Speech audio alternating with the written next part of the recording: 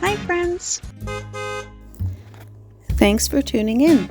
If you like this video, please give it a like, comment below, and take a moment to subscribe to our channel. Port Kirwan is a small fishing community on the southern shore of the Avalon Peninsula. This charming place was first visited by Portuguese fishermen in the early 16th century, and later by English and Irish settlers. You can still feel that old world charm today. Nestled in a quiet cove on the north shore of Fremuse Harbor, Port Kirwan is a picturesque coastal community worth exploring. Thank you for joining us in discovering the beauty of Port Kirwan, Newfoundland.